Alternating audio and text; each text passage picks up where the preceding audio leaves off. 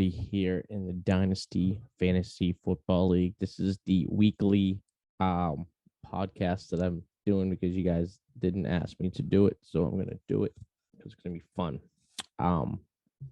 So this league used to be called the Dynasty, the Ming League, as in the Ming Dynasty. And we got, from what I understand, a cease and desist from a Chinese restaurant located somewhere in California. And we didn't want to deal with any legal fees for doing that. So that's fine. That's why we changed it just to Dynasty. We're waiting for the cease and desist from the soap opera TV show from the 1970s with the same name, Dynasty, to send us a letter, which we should be getting probably within the year or so. When that happens, that'll be great here for fantasy football and this league. So this league, if you're just watching right now, is a Dynasty league, hence the name, I guess you could say, right? You keep the players. My team, say one of the best teams in the league. I've made the playoffs every single year, and I'm pretty damn good at this game. So we'll talk a lot about myself. I changed the name of my team this year to really throw things around to some people. We are calling my team Mike. Mike, that's the name of my team, named after Mike C, who's in the league. I named my team after him. I changed my default pitcher to his pitcher, and he also looks like the member of Bear Force One. He's the guy. If you Google Bear Force One, he would be the guy with the polo shirt on, the blue polo shirt. That's I think that's his doppelganger, if you will. I think that's what the kids are calling it these days, doppelgangers. I think that's a twin, right? All right, so they're going to make this brief. I don't want to bore you guys with, me bragging about the league and everything like that, how good my team is and stuff. So I'll go down. I'll break down week one matchups. How's that sound? Because it's a little too late for the draft. Allegedly, we get some big news right here. The three biggest surprises of the season have just been dropped before we go into the breakdowns. Apparently, Bad Ams, which is Brian, but I like to call him Bad Ams because that's what the screen name looks like. 2104 drops some. He's the commish, if you didn't know. He's the commish of the league and the an average one at best. But I don't. They asked me to become commissioner, and I just don't have the time. I'm between filming music videos and stuff, and going on. I'm going on an Icelandic cruise by myself during the football season, so I'll be watching the games from a boat. I don't have the time to commission, but he's putting in the work, and he just recently dropped the three biggest surprises of the season, which is borderline entertaining for you guys. So if you want to watch, I'll go through them right here for you. This was dropped 30 minutes ago. This is breaking news here at the Dynasty Football League. Breaking news. Number one, Brian and Adam, which is funny because his name is Brian Adams. So it's like, is it two different people or is it the same person, right? Won't make the playoffs after winning the fewest games ever in the league and taking over a team with less talent than the 0-16 Lions. Suck it, Kelvin Johnson, he says. I think it's a little offensive to some Cal John fans out there, and the dirty D, but whatever. Co-owners Brian and Adam have done an excellent job of turning this team around. The young team has some veterans that could become available if the team underperforms. Projected 7-6. Well, that's a sexy number, 7-6. It's 7-6 is 7 away from one of my favorite numbers, and I think it's one of the favorite numbers of most people in this league. That's some good Keurig coffee. Number two, the winningest team in the league in history, who has been rebuilding since year one and finally misses the playoffs. Trading Mike Williams for 2/3 and OBJ, who's still unsigned, hurts his wide receiver depth. An injury to anyone in his starting lineup besides Josh Allen will doom his team, projected 5-8. this is his Bad Am's way of kind of slapping me in the face without saying my name. He knows this is me. We all know it's me. I did trade away Mike Williams, who's I think is a little overrated, for 2/3. And I got OBJ, which you laugh now, still not signed. He will sign with someone. And he'll sign someone around week 8 when I'm already dominating my division. And I need a little bit of depth in my wide receiver core. And he's gonna go to a team in which has a quality quarterback. I'm predicting the Tampa Bay Buccaneers, or perhaps a team with they already, a quarterback that can sling pretty damn good, like a team like Indianapolis with Matt Ryan over there now. I could see them throwing some money up for OBJ, who still has some talent and some speed in the legs. So thanks, Bad Ams, for that little sideways slap in the face. All right, and we get number 3 here. Kevin ends up in the bottom third record after back-to-back seasons of being super aggressive to win the championship. It's time for Kevin to lose a lot this year, he says. Suspension and injuries to his wide receiver position puts Kevin in a hole to start the season. Well, OBJ is available. If you're looking for some depth, he will be signed. DK losing Wilson also hurts the value. If you can avoid an injury to his running backs, you'll be okay. He's predicted to go 4-9. He's predicted to win one less game than my team. I would love to know where he gets this information from. Does he have a source in the fantasy football league, perhaps?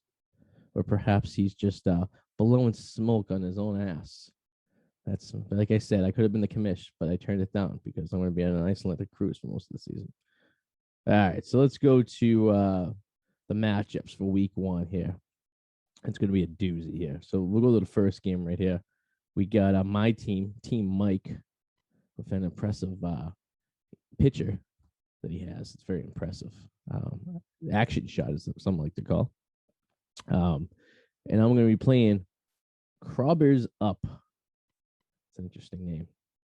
And it's going to be a close call here. They're projected to win by 3 points. I have some moves up my sleeve that I'm projecting to make happen within the next couple of days. So I predict that number should go up significantly. I'm predicting I should probably get about 100 to 60 to 170 points week 1 with these maneuvers I'm going to be making.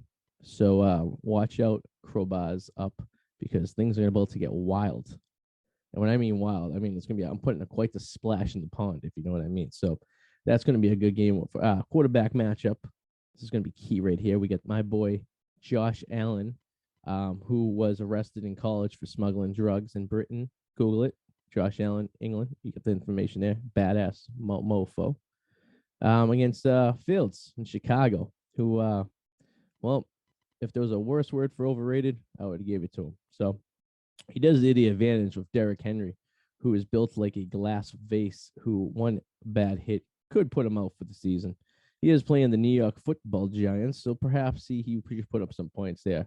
And with him going against my running back of choice, a little guy I like to call Nari Harris, who will be getting a lot of work this year, considering the quarterback core at Pittsburgh ability to throw is leaves a little bit to be desired, if you will. So stay tuned for that matchup week 1. I'm not going to go through the whole entire thing because I don't want to bore you guys. You can do it yourself. But we're going to go to game number 2 here, and we'll bring this up real quick.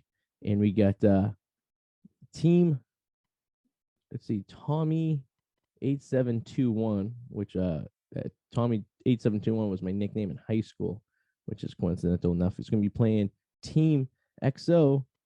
So I'm going to say Soccer Cutie 69 XO. So that sounds right.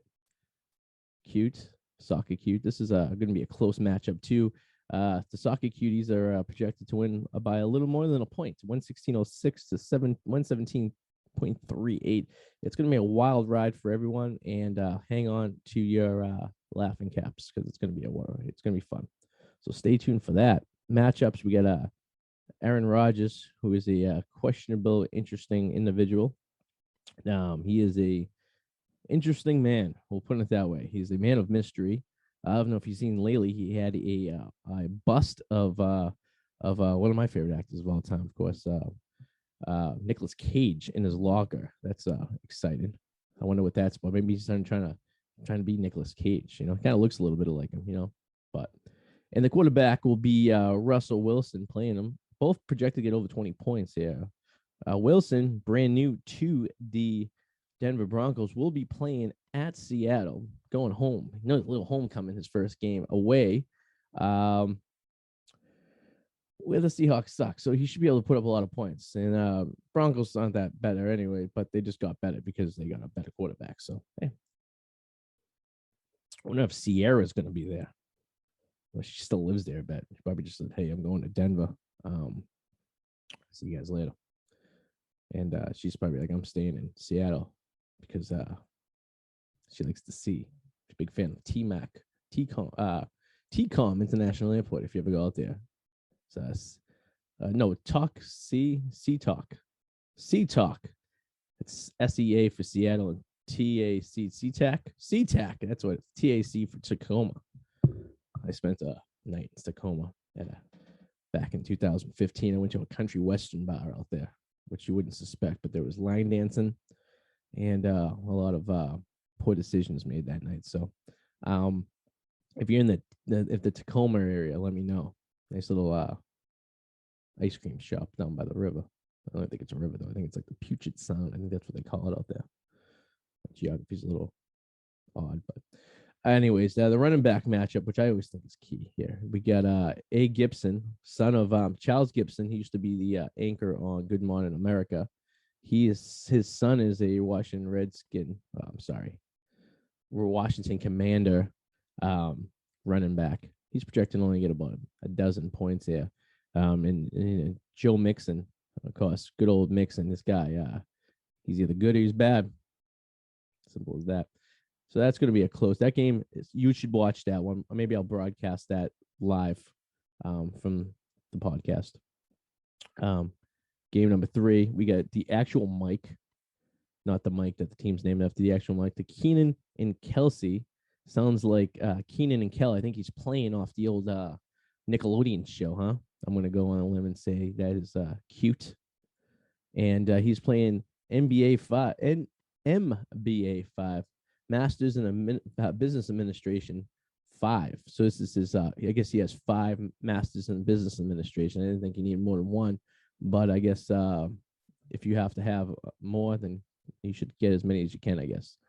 And this is going to be a blowout according to statistics stats here on Sleeper. The master's degrees of business are going to be blowing out the actual Mike, 136 to 125. And it's going to be quite the shit show here. Jay Hurts quarterbacking for Mike, and he's about to get 22 points and change, about a point differential. Lamar Jackson for the NBA's. That's going to be a close one right there. 2 quality running quarterbacks with no one to throw to. So we may see some mileage on the field from their legs, if you will. How's that sound? Mike does have McCaffrey, but I'm predicting after Thursday's preseason game against the Patriots, they're probably going to kill him. There's been 2 fights so far already in their spring training, their training camp, and one involving McCaffrey. So that guy, when he's good, he's great. When he's hurt, he's useless. And we have, of course, everyone's favorite hater, Elliott on the Dallas Cowboys. And another one of those guys who's when he's hot, and when he's not, he's not. Yeah. So watch out for that blowout. Watch Mike lose. I have too many mouses. I keep hitting the wrong mouse. That's probably what's going on here. All right. We got a couple more games here. We got 3 more, it looks like. Yeah, 3 more because we have a 12-person league. That would do even math right here. All right, here we go. We got Bad Ams, the commissioner, for now at least, until we overthrow him. I think we should have a recall election. Playing the Wookiee will win. This is Calberts, as I like to call him. And this one is going to be a lot of scoring. It's going to be close, 128 to 131 and change for both of them. The Wookiee wins. Is predicted to win this one. I think he has the better quarterback. He's got Stafford on the Wookiee playing Prescott, who what are you going to do? He also does have Cook as a running back, Badams, that I traded to him a couple seasons ago for a lot of first round picks. And I actually look like I won that one last year because he didn't play half the season. And he's hitting the Achilles away for being garbage. So I think I won that trade. I got mileage out of Dalvin Cook, as much as I could. I got a couple seasons out of him. I got some points. And now I'm throwing him to the waste basket. I traded him with value. You don't want to trade a guy who doesn't have value anymore. You want to trade a guy that still has value. And I value the hell out of him. So I'm living high and mighty, knee deep, and lots of fun and no injuries. And he has Alvin Kamara, who basically is the only good player in the New Orleans Saints. So I guess he's probably going to be the only one touching the ball too. So they also have a variety of other running backs, but I'm not choosing to get into it because I don't have the time and I'm touching the wrong mouse again. Jeez, I'm trying to do work and do a podcast at the same time. It's tough here in the old studio here. All right, we got 2 more to go through real quick. We got back to back. First, the mullet husbands. Oof. My first husband had a mullet. Yeah, that's all I say about that. Quarterbacks, Mahomes, who I think is one of the most overrated quarterbacks in the history of NFL. A flash in the pan, if you will. People laugh at me. I think his longevity as a quarterback is short, and I think his fiance is easy on the eyes. You know what I mean? He will be playing Herbert of the LA Clippers, as I always say, because when I see it real quick, I see LAC and I say the Clippers because I'm a little something special about this guy right here. Those quarterbacks fairly even right there. A handful of points, points differential in the two of them. Herbert playing Las Vegas and Mahomes playing at Arizona. That's going to be interesting. And that's both on Sundays. They're both 4:30 games, so they'll be on the same time. Their running back matchups, Akers for the Mullets, and we got Montgomery for back to back.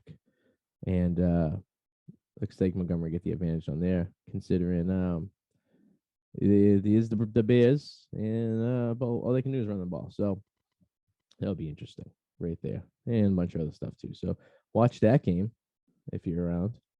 And of course, the last lineup we have Team Alex G. We're not going to give last names for protection in case the CIA is watching. Against the second place for life, Kevo, which is when you put yourself out there and you just predict yourself to be in second and don't really, then if you finish first, it looks like you made an accomplishment, right?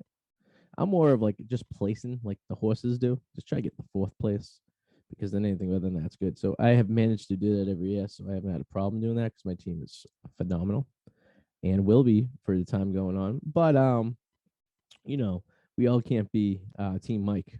You know what I mean? So what are you gonna do? I'm a constant rebuilder, and I'm rebuilding for the best. So put that in your pipe and smoke it. This one is going to be a blowout. It looks like second place for life. We'll be in first place this game against Alex G. Prediction 103 versus 118.